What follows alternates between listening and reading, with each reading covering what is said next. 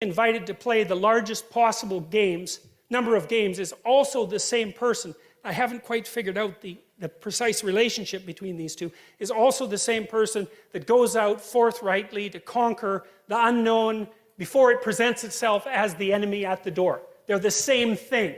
Now, I haven't figured out why that is exactly, but well, I'll figure it out eventually, and when I do, I'll tell you, well, if you're interested. So, okay, so here's some other ideas of God as hierarchical authority figure. So strip the religious preconceptions off what you observe and just look at what you see. Well, look, there's primate looking upward at dominant figure. That's what you see there. Now, it's very interestingly symbolically represented because you have God the Father there with the cross. And I think what that means, as far as I can tell, is that there's a recognition there in the image that the person who's most dominant is the one has the most authority, is the one who's voluntarily accepted the suffering that's part of being. And that's what that picture represents. It's like the authority holds that and says, this is what you have to accept. And that transfixes the viewer because of the fact that it's true. And you think, well, is that true? Okay, well, think about it this way. Do you like brave people or do you like cowards? Well, that's pretty straightforward. And what's the ultimate act of bravery? It's to come to terms with the fact that you're mortal and limited and to live forthrightly regardless. Well, obviously, that's at the core of what's admirable. And why would we presume that that's not the case? We act as if that's the case. It's what everyone dreams and wishes that they could do. I mean, assuming that, you've dispensed with the idea that you're going to be immortal, I suppose that might be worth wishing for too, or perhaps not. Immortal is a very long time. But you certainly want this, and that image says, well, this is what you should be. And we've got that same opening into the sky going on in that image that I showed you before. It's like this is a transcendent truth that constantly remanifests itself across time and space. And Jung would say, it's built into your psyche, that image. Now, there are elements of it that are culturally constructed. It wouldn't necessarily have to be the cross, although the cross is a very old symbol. It's far older than its use in Christianity, and it's been used in many, many religious representations. But that echoes, the soul echoes with that, and then there's Moses up there on the mount receiving the law. And so we'll talk a lot more about that when we get to Exodus. But if we get to Exodus. So, well, look, where does it happen? Well, on a mountain. Well, that's a pyramid. That's up, right? That's up. It's up. It's up in the stratosphere. It's up in the sky where you look upward, okay? And then, so what's happening to Moses? Well, here's a bit of a clue, as far as I can tell. I figured this out partly, again, by reading Jean Piaget, because one of the things that Piaget said about kids was that they first learn to play a game, but they don't know what the rules are. Meaning that if you have a bunch of kids together, they can play a game, but if you take one of the kids out of the game when they're young, say 6, and you say what are the rules, they can only sort of give you a representation. So you take 6-year-old 1 and he'll tell you some of the rules, and 6-year-old 2 will tell you different rules, and 6-year-old 3 will tell you different rules, but if you put them all together, they can play. So they have the knowledge embodied either individually or in the group. The knowledge is there to be extracted. Well, then they get a little older, they can extract the rules. And then they start to play by the rules. And then Piaget's last step was, well, it isn't just that kids play by the rules, it's that they learn that they can make the rules. And he thought about that as moral progression. First you can play, then you can play by the rules. Then you learn, maybe, because he didn't think everyone learned this, that you're actually the master of the rules. That doesn't mean the rules are arbitrary, but it means that you can be the generator of the rules, assuming that you know how to play the game. And he thought about that as a moral progression. And then I thought, well, that's exactly what happened to Moses in the story of Exodus, because Moses is out there leading all those Israelites around, and they don't have a law, they don't have a lawgiver, they have a tradition, and they're all crabby because, well, they're in a desert. It's like they were in a tyranny, but now they're in a desert. It's like, that's no improvement. So they're really getting pretty bitchy about it. And so they're worshiping false idols and having one catastrophe after another. And they get Moses to judge their conflicts. And so he does that for God only knows how long. forever. Crabby Israelites come to Moses and bitch at him. It's like, well, he did this and she did that. And so then he has to figure out how to make peace. And he does that so long that one of his, I think it's his father-in-law, tells him he has to stop doing it because he's going to exhaust himself. Well, then you think, well, what's happening? Well, and I'm not assuming that this is like a literal historical story. I think, again, it's a condensation. Well, any group has a set of customs, just like a wolf pack does. And so then the customs are being manifest, and someone who's a genius is watching and thinking, okay, well, what's the rule in this situation? What's the rule in this situation? What's the rule in this situation? And then in his imagination, the rules turn into a hierarchy, and then he goes up on the mountain and he goes bang, and he thinks, oh my God, here's the rules that we've been living by all this time. And that's the revelation of the commandments. Well, and you think, well, how else could it be? You think the rules came first and obeying them came second? It's like, no, the rules come first. Sorry, the actions come first. The obeying them comes first. And then you figure out what everybody's up to and you say, hey, look, this is what you've been up to all along. And everybody goes, oh yeah, that seems to make sense. And if it didn't, who would follow them? No one was going to follow them if they don't match what's already there. You just think about that as unjust. And so that's portrayed here as a cataclysmic human event. It's like, oh my God, we've been chimpanzees. We've been in this hierarchy of authority for so long. We have no idea what we're doing. And all of a sudden, poof, it burst into revelatory consciousness. And we could say, here is the law.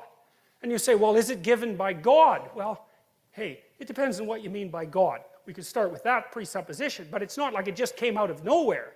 It took and this is something else Nietzsche observed so interestingly, and he said, you know, that a moral revelation was the consequence of a tremendously long process of initial construction and then formulation. Thousands and thousands and thousands and thousands of years of custom, of building custom, before you get the revelation of the articulated law. And that's a description of the pattern that works. And let's say, well, what's the pattern that works? It's the game that you can play with everybody else day after day with no degeneration. And that's another thing Piaget figured out that's so brilliant, and that's his idea of the equilibrated state. It's an extension of Immanuel Kant's idea about the universal maxim, right? Act in a way so that each action could become a universal rule. That was Kant's fundamental moral maxim, and Piaget put a twist on that. He said, no, that's not exactly it. It's act in such a way that it works for you now and next week and next month and next year and 10 years from now. And so that while it's working for you, it's also working for the people around you and for the broader society. And that's the equilibrated state. And you could think about that as an intimation of the kingdom of the city of God on earth. It's something like that. And it's based on this idea that a morality has to be iterable. And you know, there's been lots of simulations online already, artificial intelligence simulations of trading games, right? I mean, the people who've been studying the emergence of moral behavior, say in artificial intelligence systems, have already cottoned on to the idea that one of the crucial elements to the analysis of morality is iterability.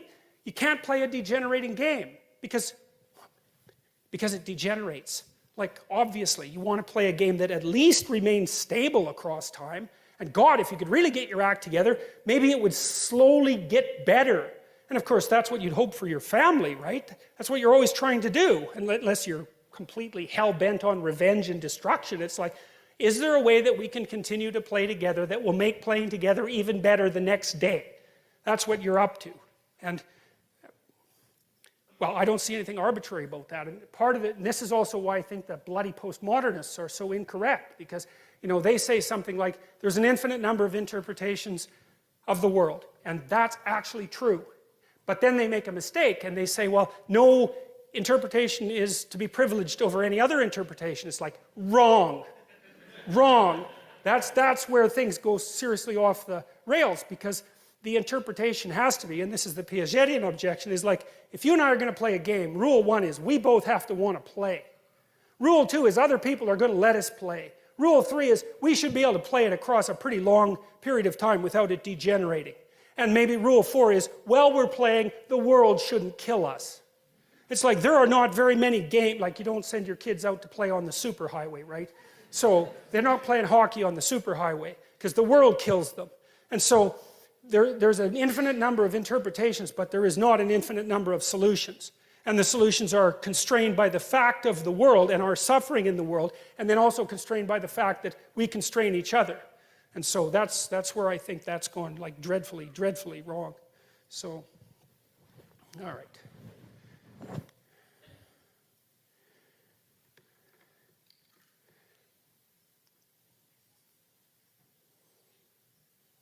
It's really fun to look at these old pictures once you kind of know what they mean. You know, at least that's what I've discovered, is that once I kind of understand the underlying rationale for, I mean, someone worked hard on that. That's an engraving, right? They took a long time making that picture. They're serious about it. And when you understand what it means, you know, all those people, they're prostrate at the revelation of the law. It's like, well, no wonder. It's like, break the law and see what happens. Break the universal moral law, man, and see what happens.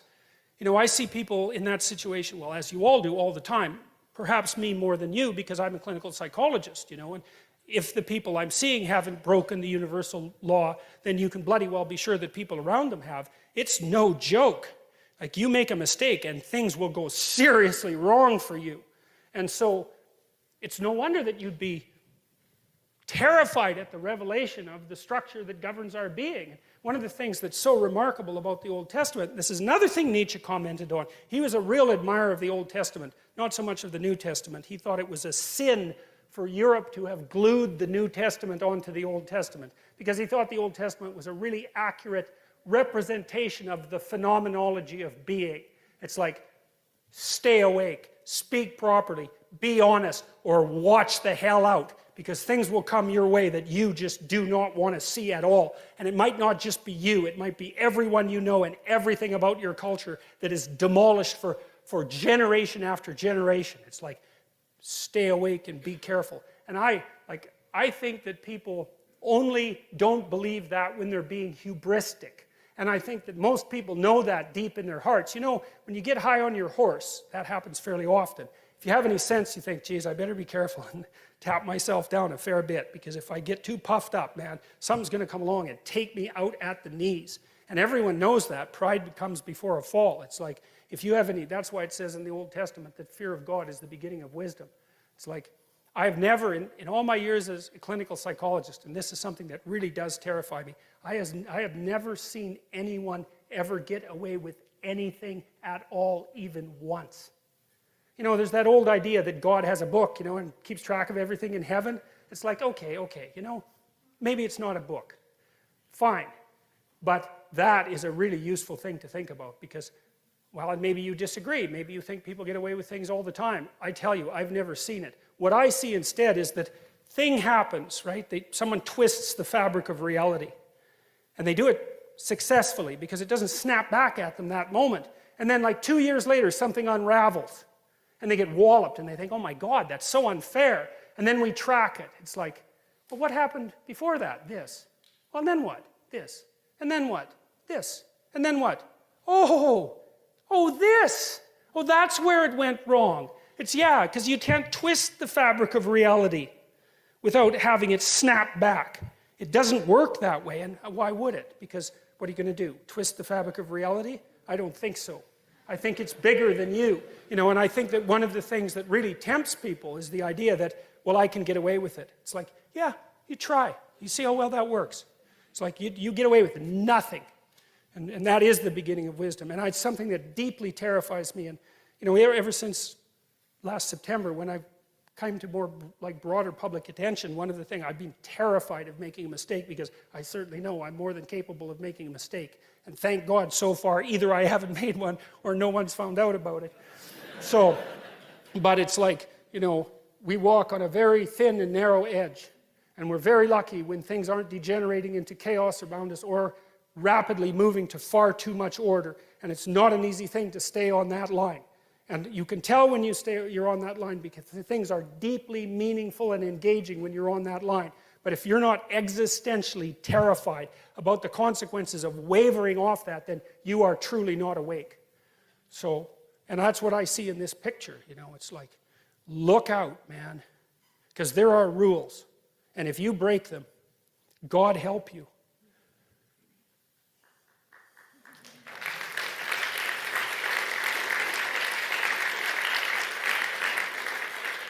So one of the things that seems to me the case with regard, I mentioned this in the question period a bit last time, is that one of the things that seems to be actually one of the advantages to gluing the New Testament onto the Old Testament is the idea of a transformation in morality that is analogous to the Piagetian idea that after you learn to play by the rules, you can learn to make the rules, because I think that's actually what happens to some degree in the transition between the Old Testament and the New Testament.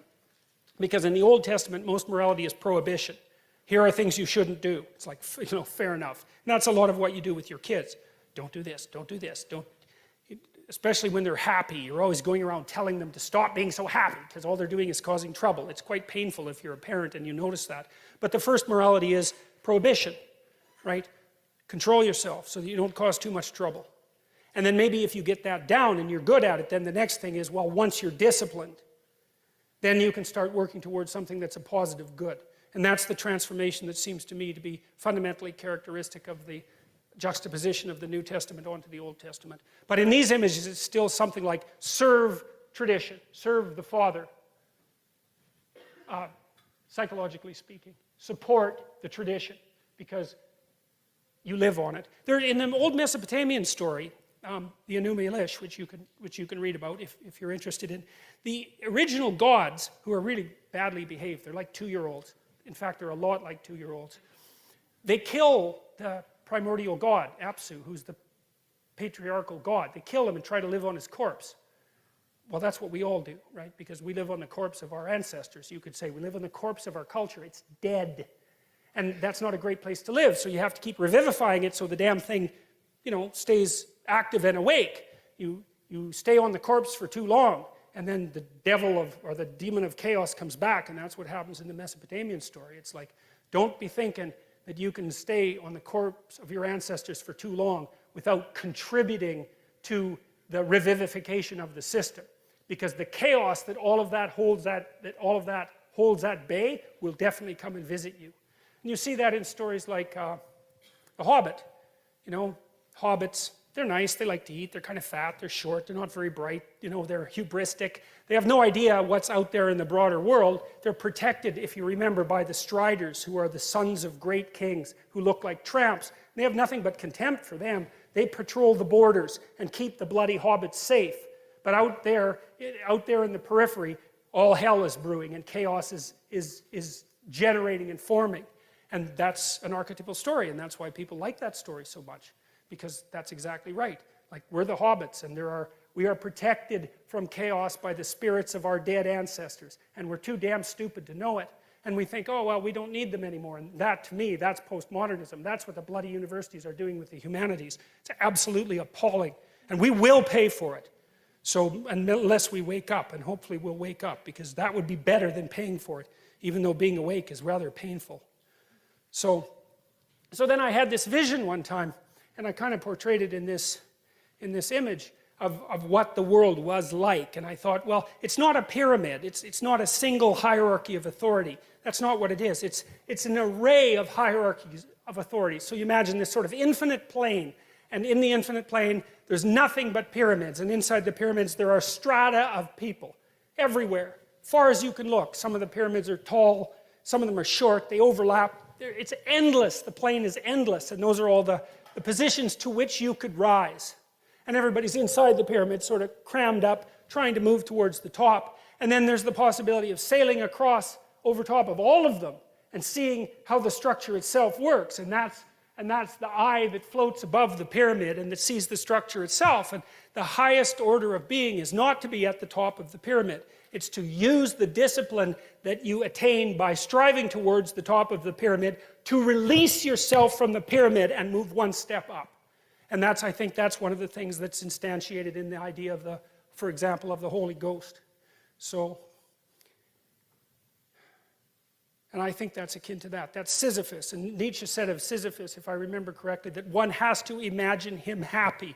Well, if there's a rock at the bottom of the hill, then you might as well push it up the hill. And if it rolls back down, well, then you've got something else to do, don't you? You can push the damn rock back up the hill. And there's no shortage of rocks to push up the hill, and that's what we're built for anyways. And so let's go out and push some damn boulders up the hill, and then maybe we could have enough self-confidence and enough enough respect for ourselves that we wouldn't have to turn to hatred and revenge and try to take everything down, because I think that's the alternative. So he's not weak. That's one thing you can say about him.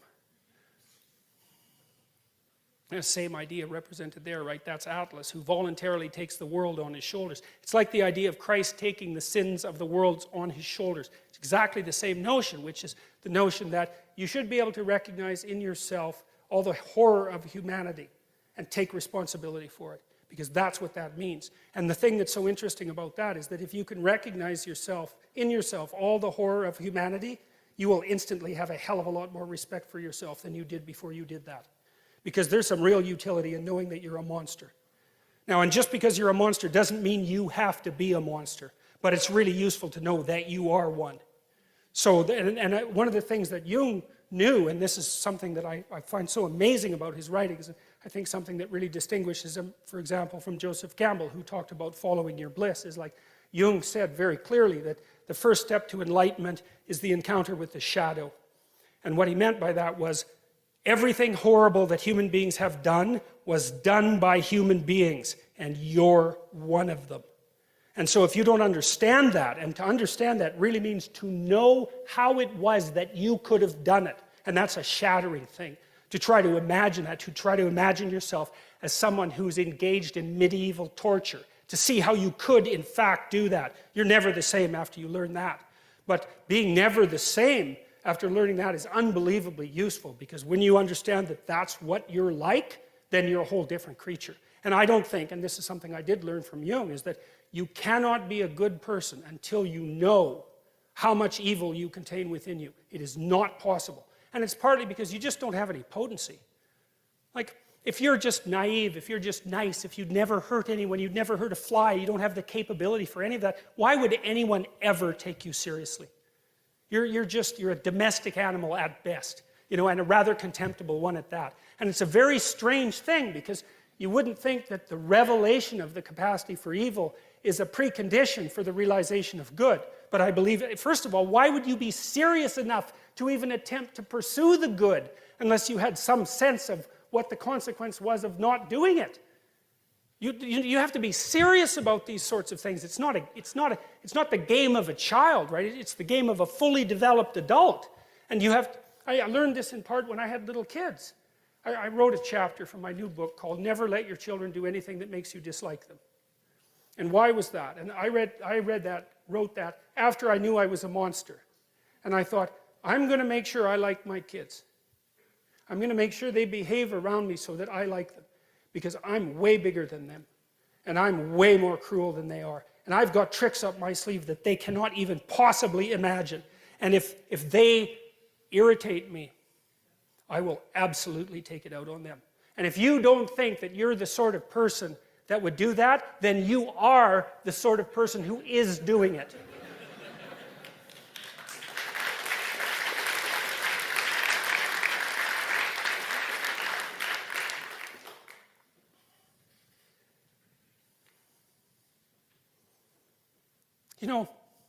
We're not going to get to Adam and Eve, haha. I watched this great documentary once called Hitman Hart, and it was about Bret Hart, who was the most famous Canadian in the world for a while. And he was a Worldwide Wrestling Federation wrestler, and he was a good guy. And he came from this famous family of wrestlers who all came from Alberta. I think there were 7 brothers who were wrestlers and 7 sisters, and all the sisters married wrestlers. And they were all offspring, children of Stu Hart, who was a wrestling impresario like 40 years ago. And it was such a cool documentary, because I was always wondering, why in the world do people watch wrestling and believe it, believe it? Do you believe movies when you go watch them? It's like, that's a hard question to answer. While you're there, you do. And so if you're watching wrestling and you're a wrestling fan, do you believe it? Well, it isn't a matter of belief, it's a matter of being engaged in a drama. And there are different levels of drama, right? So let's say Worldwide Wrestling Federation drama is not the most sophisticated form of drama. Okay, but I'm not being a smart aleck when I'm saying that. There is drama of different sophistication for different people. And that's also why religious truths exist at multiple levels simultaneously, right? There's got to be something in it for everyone. And that's a hard belief system. That's a hard system to put together. Something for the unbelievably sophisticated and something for the common person. Okay, so we have wrestling, and Bret Hart was a good guy, and he fell into the archetype of being a good guy, and that's partly what the story's about. It was a bit too much for him.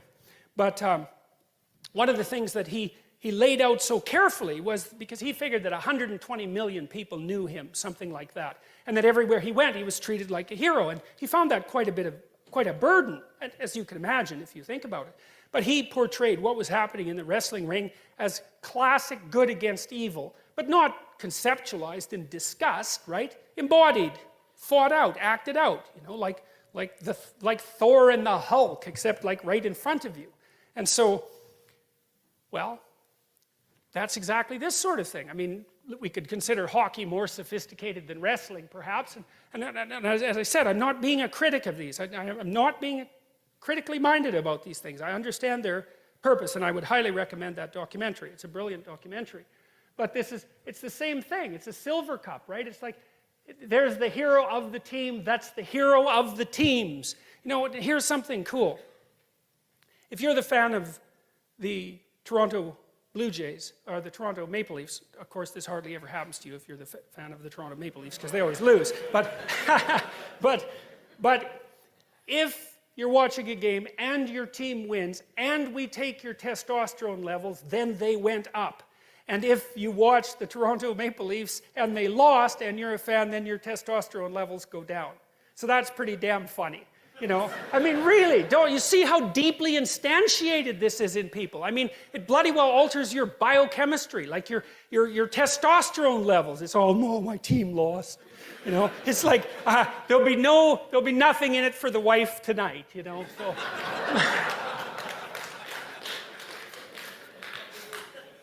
Yeah, God.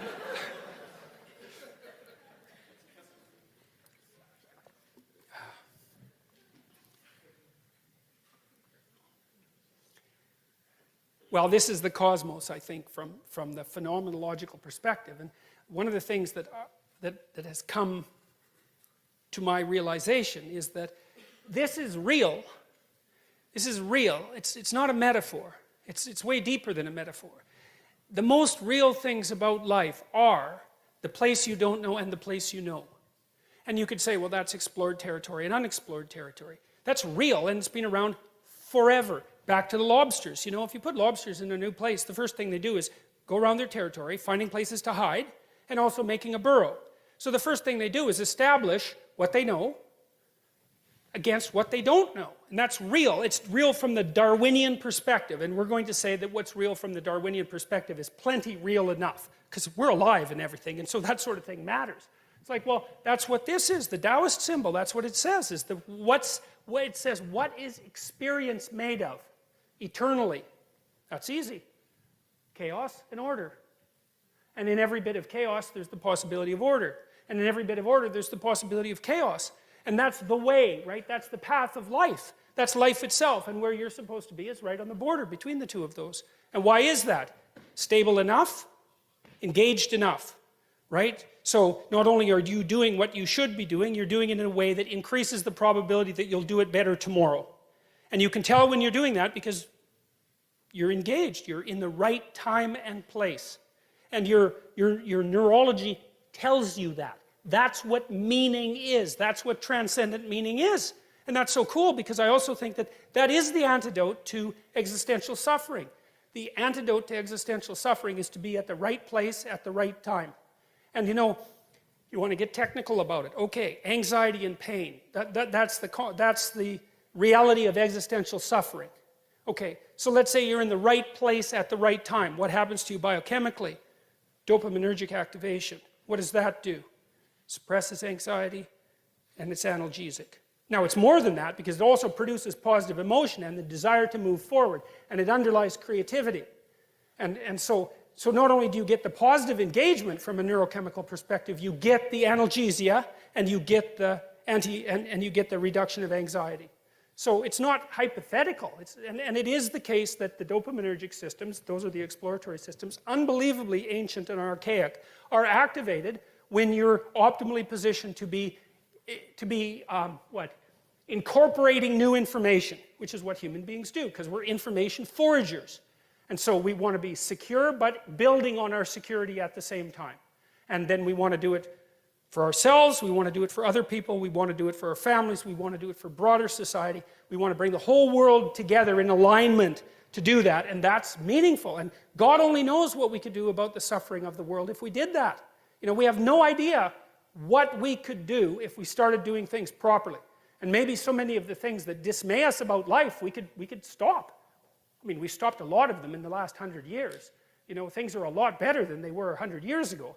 Obviously, they're not perfect. But 100 years ago, 120 years ago, man, you know, the average person in the Western world lived on less than $1 a day in today's dollars. It's like, you just try that for a week and see how much fun that is. So, the Taoists, well, what is this? Well, this is the pre-cosmogonic chaos out of which the Word of God extracted habitable order at the beginning of time. It's the same thing. It's the same thing. And that chaos, we'll talk a bit more about that later, I guess, because it's a very complicated thing to describe. But it's certainly the thing that when you encounter, the chaos is what you encounter when the Twin Towers fall. Right? You remember what that was like, right? So it was September 10th. Well, that was the world. Everyone knew what the world was like. And then it was September 11th, and everyone walked around dazed for 3 days because the buildings fell.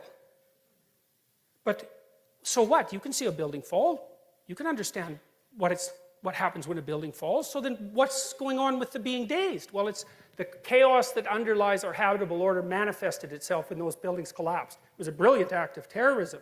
And everyone was frozen and curious because that's how we react to that sort of thing. It's like the shark. You know, remember that famous movie poster for Jaws with the woman swimming on the top of the water and that terrible Leviathan shark underneath coming up to take her out. Well, that's life, man. That's the world. And now and then you see that. And when something falls like the Twin Towers fall, you remember that the ocean below you, the abyss, right, the primordial abyss, that bloody thing is deep.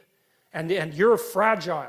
And that happens when someone betrays you, and it happens to you when your dreams fall apart. You encounter that chaos again from which the world is extracted, and then you're called upon to act out attention and the word in order to bring the world back into order. And none of that is superstitious. None of that is superstitious. None of that's even metaphorical.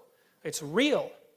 It's more real than anything else. And I think the reason for that in part is that it's been this way forever. Right? As long as there's been life, this has been the rule of life. And that's the cosmos. That's reality. That's what we inhabit.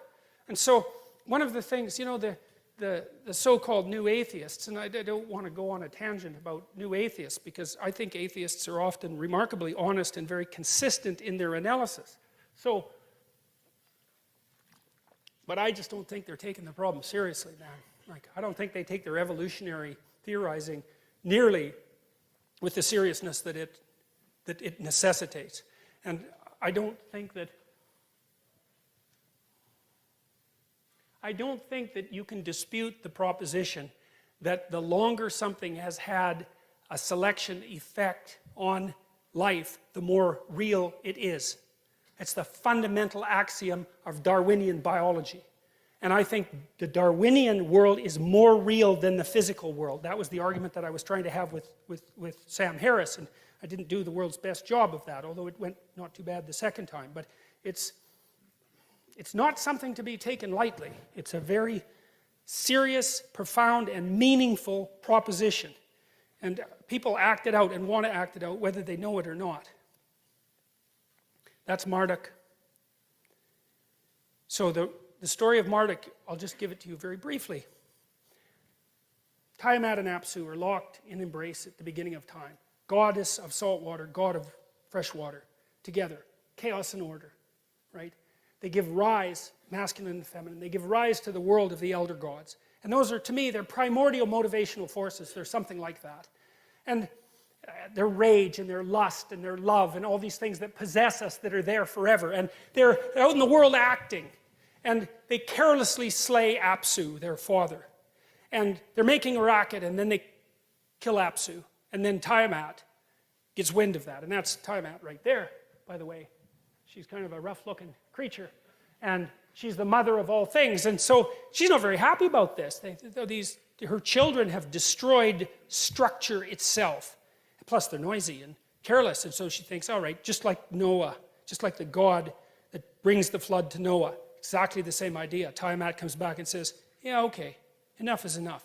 I'm going to take you out. And she makes this battalion of monsters and puts the worst monster there is at the head of the battalion. His name is Kingu. He's like a precursor to the idea of Satan. And she lets the gods know, hey, I'm coming for you. And so they're not very happy about this because they're gods, but like, yeah, she's chaos itself, right? She gave birth to everything. This is no joke. And so they send one god out after another to confront her, and they all come back with their tails between their legs. There's no hope. And then one day there's a new god that emerges, and that's Marduk. And the gods know, as soon as he pops up, they know he's something new. Remember, and this is happening while the Mesopotamians are assembling themselves into one of the world's first great civilizations. So all the gods of all those tribes are coming together to organize themselves into a hierarchy to figure out what proposition rules everything. And so Marduk is elected by all the gods, and he says, look, I'll go out there and I'll take on Tiamat, but here's the rule. From here on, you follow me. I determine destiny. I'm the top god. I'm the thing at the top of the hierarchy. And all the other gods say, hey, look, no problem. You get rid of chaos, we do exactly what you say. Now, Marduk, he has eyes all the way around his head, and he speaks magic words. Those are his primary attributes. And so he takes a net, and he goes out to confront Tiamat. And he encloses her in a net, which I think is so cool because it's an encapsulation, right? It's a conceptual encapsulation. He encloses chaos itself in a conceptual structure. He puts it in a net, and then he cuts her into pieces, and he makes the world. And then he creates human beings to inhabit that world and to serve the gods. And he creates human beings out of the blood of Kingu, the worst of the demons. And that took me, it's a Colin DeYoung, who was a student of mine, helped me figure that out. I thought, geez, that's pretty damn pessimistic. It's like, what exactly, it's like a fall metaphor. It's like the idea of original sin, but our joint conclusion with regards to that was that human beings are the only creatures in creation that can truly deceive, right? We have the capacity for evil, just like it says in the Adam and Eve story. We can actually do that, and that's why we're made out of the blood of Kingu, the king of the demons. We are the thing that can deceive, that can twist the structure of reality. Well, so Marduk. Now, the Mesopotamians had an emperor, right? And the emperor was the avatar of Marduk. That's what made him emperor. He was only an emperor if he was going to be Marduk. He had to be a good Marduk, which meant he had to confront Tiamat, chaos, and cut her up and make order out of her pieces. And what the Mesopotamians used to do at the New Year's celebration, they'd go outside their walled city, and that's explored territory versus unexplored territory. They'd go outside their walled city into chaos, and they'd bring all the statues that represented the gods, and they'd act this out. Because they're trying to figure something out, right? They're trying to figure out what this means. They're acting it out.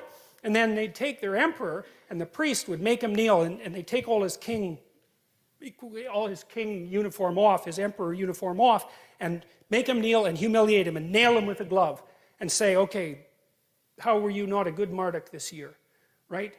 And then he'd recount all the ways that he was inadequate in confronting chaos, and then they'd do the celebration, and Marduk would win, and the king would go sleep with a royal prostitute. And the reason for that was, it's the same idea as St. George pulling the virgin from the dragon. It's exactly the same idea, that if you encounter the reptilian chaos, you can extract something out of it with which, if you unite, you produce creative order. That's what they were acting out. And that was the basis for the Mesopotamian idea of sovereignty. It's so smart. It's so unbelievably smart. And, the Mesopotamians had a massive influence on the civilizations that then had a massive influence on us. It's one of the stories of how the notion of sovereignty itself came to be. It's the evolution of the idea of God. That's one way of thinking about it, but even more importantly, it's the evolution of the idea of the redemptive human being, right? And that's taken to one of its conclusions, well, in the story of Buddha, but also in the story of Christ, the idea of the perfect individual. And the notion is, well, that's the word that speaks truth into chaos at the beginning of time to generate habitable order that is good. That's the story. And so with that,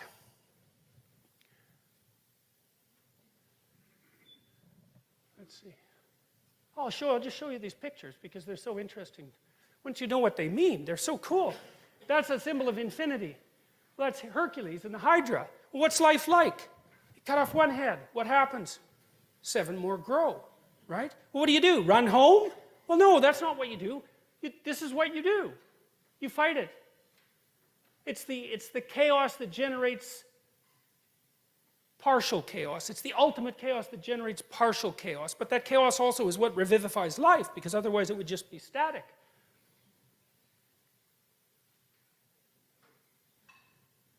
Mercury, the head of the Hydra, right? Freezes you. That's St. George. He's doing it peacefully, which is so interesting, right? He's got a beatific look on his face in that particular representation. Another St. George, right? The Virgin in the background. I think that's St. Anne, if I remember correctly. St. George, he's the patron saint of England.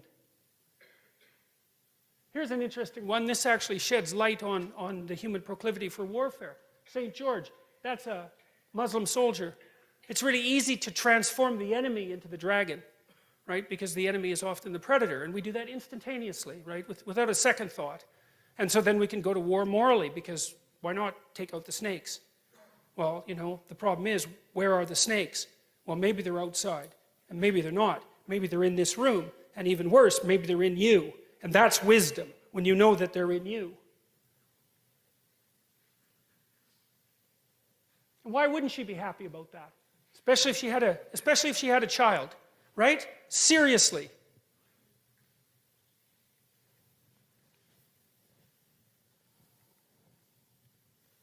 And that's Horus, right? The god of vision.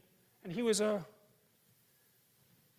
falcon, because falcons have great vision, and they fly above everything and they can see everything. And so that was the Egyptian creator god, Horus. And I'll tell you the story about Horus at some point as well. Now, here's some pictures that demonstrate what I had described as the emergence of, let's say, the meta-hero out of the hero. So there's the person you admire, and then there's the set of people that you admire, and then there's the meta set of admirable people and the extraction of that ideal. As far as I can tell, that's just what's portrayed in these images.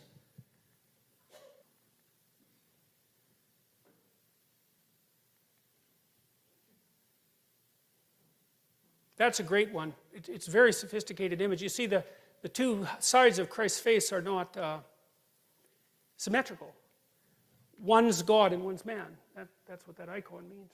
And so the fully developed person in this representation is one of the oldest representations of this sort that we know.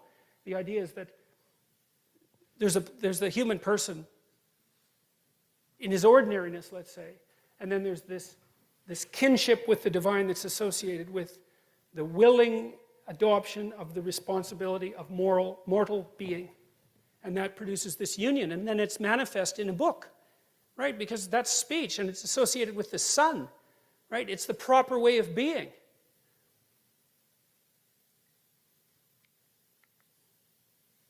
And that's a perfect example, I think, of the emergence of the archetype out of the multitude. That's what it looks like to me.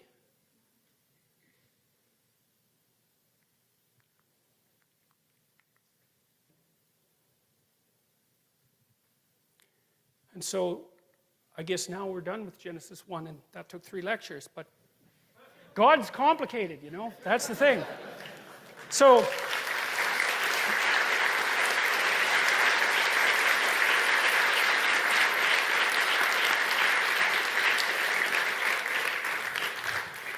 thank you, and next week, by all appearances, that's where we are. So, we've got 20 minutes for questions.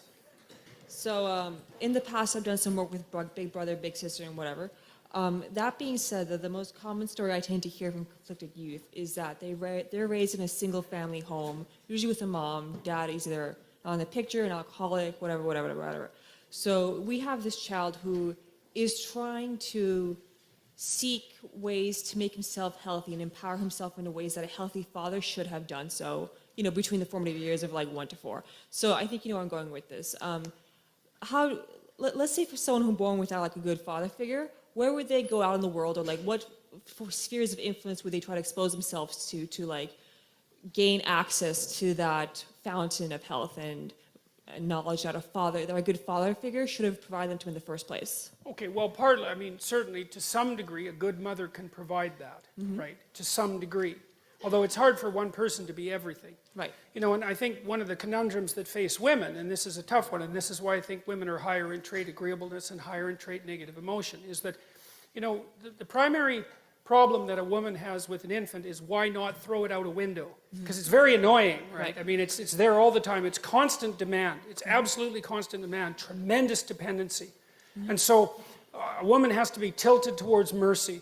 That's how it looks to me. Right. And especially it's so important during especially the first year when children are so unbelievably vulnerable. And so I think it's very difficult for women to be merciful like that and to make the shift to encouraging disciplinarian.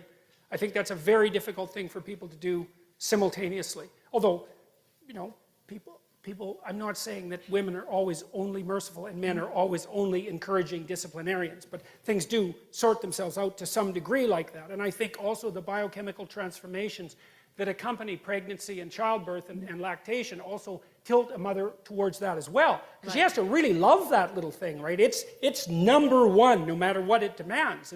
And then telling it what to do and making sure it's behaving properly, that's a whole different issue. Now, but the kids who lack fathers, I mean, first of all, they can find that to some degree in their friends. Okay. And that's often what fatherless boys do in particular. They go into gangs. And they generate the missing masculinity in the gang. Well, that's not so good because, like, what the hell do they know? Yeah. Well, they don't know anything, right? They're just stupid kids, and they're like 15 years old, and their testosterone is pumping, and they're trying to get the hell away from their mother, which is what they're supposed to do. And they're not in the right position to exercise any authority over themselves. So that's not good. They can find it in education. They can find it in books. They can find it in movies. They can find it in sports heroes and so forth, because the image of the father is fragmented and distributed among the community. Okay. But it's very, very difficult to not have a father. Right. And you know, one of the things that we're doing in our society, which I think it's absolutely appalling, is that we're making the case that all families are equal. It's like, sorry, no, wrong. And there's no empirical data supporting that proposition, by the way. It's much better for kids to have two parents. Okay. Now, who those parents are, that's a whole different issue. But. Okay, and if I could just add one more thing. How would you answer that question to, let's say, a daughter who was raised without a father? Because she would obviously have different ways of finding those fragments of her missing father than, like, a boy would instead. Because obviously they're raised differently. At least they should have been. Well, I think it's the same issue, you know. I mean, I think that another danger that emerges, and this is Freud's, of course, famous observation, is that, you know, if there's mom and child, or father and child, that relationship can get a little closer than it should. Okay. And then the lines get blurry and mixed. And I'm not saying that that happens to everyone, obviously, but it's still a danger that's inherent in the situation.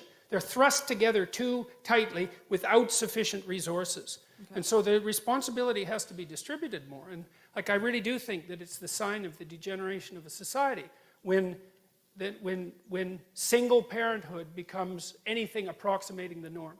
It's not a good idea. And part of the reason I believe that, and I think this has to do with the overwhelming selfishness of modern life, is that marriage isn't for the people who are married. It's for the children, obviously. And like, if you can't handle that, grow the hell up. No, I mean seriously. Yeah, okay. Seriously. Once you have kids, it is not about you. Period. Now, that doesn't mean it isn't about you at all. But that just seems so self-evident to me. I can't believe that anybody would even question it. Oh, it's been questioned. Oh, yes. Well, I'm certainly aware of that. Yes, it's questioned. It's almost illegal to question it now. You know, or illegal to make the set of propositions that I'm making. So that's the best I can do. Yeah, no, that's excellent. Thank you. Okay.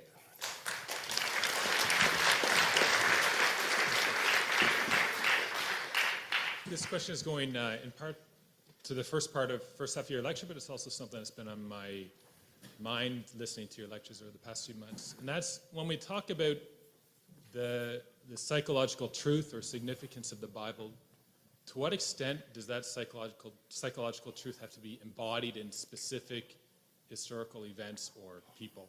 And so, for instance, the thing that's sort of been bugging on my mind there's a part that St. Paul's talking about in the New Testament somewhere in one of his letters, and he's talking about the resurrection.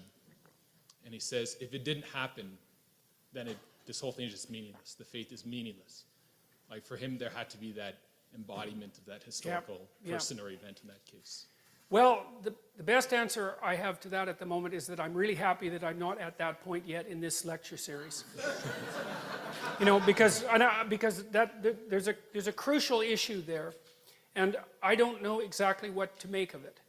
And my approach at the moment, as I said, is to approach this as rationally as I possibly can, and I hope I know a hell of a lot more about what I'm doing by the time I get to that particular question. And I do have the beginnings of ways to answer that, but I'm not going to answer that at all right now because it's so bloody complicated. It would just burn me to a frazzle, and I'm already mostly burnt to a frazzle after that lecture, so I couldn't attempt to even start to sketch it out. I don't know. I mean, part of it is to be just rational about it, just to be rational about it. There is something about the idea that continual death and rebirth is a necessary precondition to proper human adaptation. Like every time you learn something new, that's important. Part of the stupid old you has to die. And sometimes that can be an awful lot of you. And in fact, it can be so much of you sometimes that you just die, right? You just can't handle it. And so there is a real idea that you have to identify with the part of yourself that transcends your current personality, that can constantly die and be reborn. Now, then I could say, well, that means that all of this is psychological and symbolic. And that's the simplest answer. But I'm not satisfied with that answer, even though I think it's coherent and complete. Because